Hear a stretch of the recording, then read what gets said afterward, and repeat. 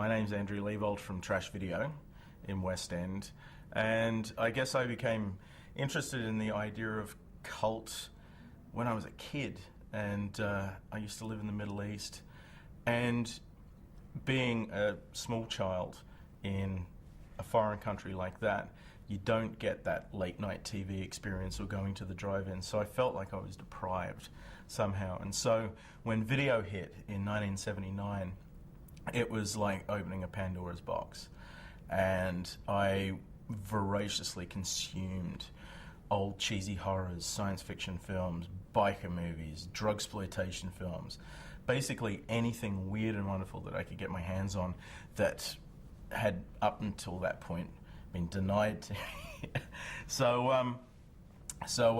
I think it was my definition of cult as a child was something that only I would be interested in. But then, of course, that definition broadens somewhat when you get your own cult video store, and you discover that blaxploitation biker films aren't a popular genre. And so I guess my definition now, after having run Trash Video for 11 years, is a cult film is any film that could possibly develop a fervent following. It doesn't have to be a small following, as long as it's a film that ignites passion behind it. It's not just a movie that you passively consume and then discard like a McDonald's wrapper. It's something that fires the imagination and continues to long after the film is finished. And so it can be anything from Star Trek films to Ed Wood movies to the Mummy's Hand Fights Back from 1934 to the Turkish Star Wars, which is a particular favourite of mine. Turkish Star Wars. The Turkish Star Wars that actually steals footage from Star Wars and The Empire Strikes Back and steals the theme music to Raiders of the Lost Ark. And they thought that they could get away with it. They thought they could. And now it's an absolute cult film in its own right. And George Lucas has seen it, and he started learning Turkish just so he can figure out what the hell is going on in it. When I was about 10 and trawling through the video shops in Bahrain, in the Middle East, I had this notion that one day I would run a store that would have all the films that I was really passionately excited about in the right order, and there would be no Hollywood blanderama in there. And the image stuck with me all the way through high school. I consumed film, and I think it was around about the time that I started working at Social Security, of all places. I thought, now I can finally turn that idea into reality.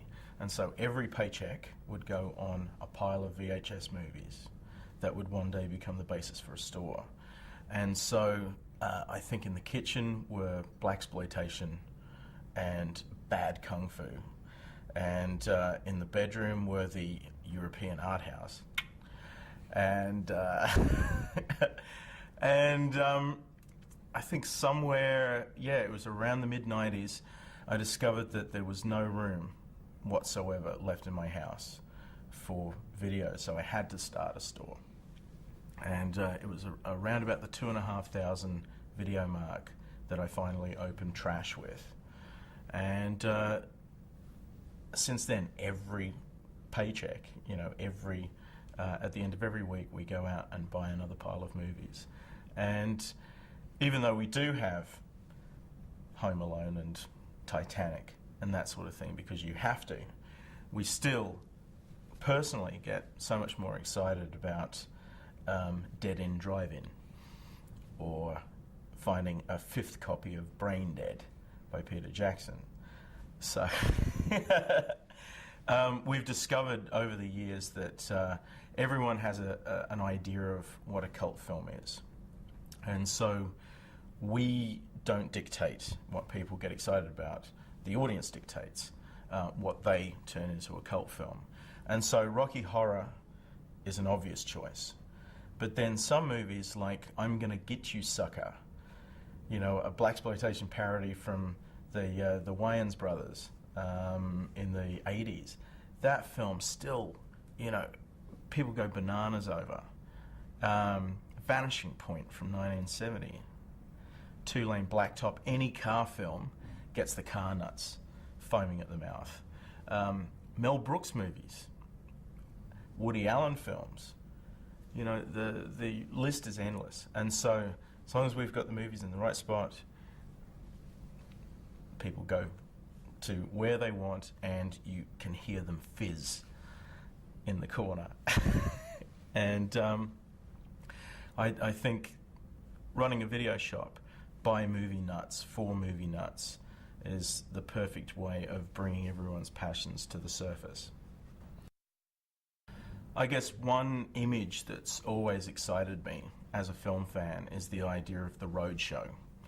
Someone setting up in a tent or setting up a projector against a blank wall in a small town where people have never seen film before and giving them this amazing experience, then packing it up and moving on to the next town. I remember about 6 years ago thinking that I could actually do that with this enormous collection of third world genre films that I had. And so I pieced together a program called Mondo Bizarro. It had everything from amputee kung fu films to Filipino midget spy films to Mexican masked wrestling horror films. It was basically 90 minutes of the stuff that I found the most hilarious, and took it around the country. Went from cinema to bar to lounge room, and as long as there was a data projector there and a VHS player, we were able to screen our movie to whoever turned up.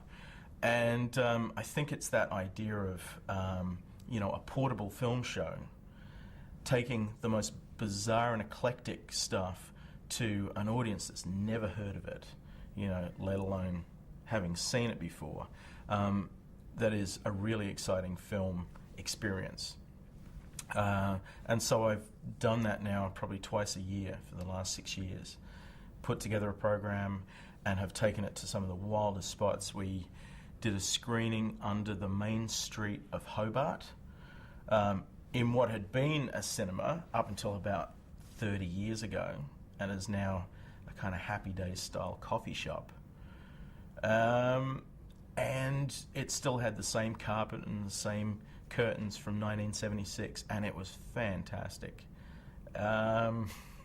We recently did a backyard screening behind an apartment block in West End, and the screen was set up on a flatbed trailer with a guitar amp playing the soundtrack.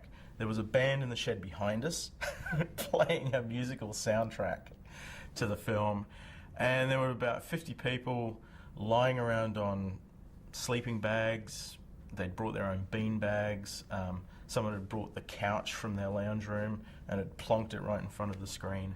And until midnight, we had the best backyard screening of homemade films. You know, we played our recent film, The West End Lesbian Vampire Murder, called Bluebirds of Peace and Destruction. And playing it out in the open under a full moon in the same suburb where the murder had taken place was very spooky.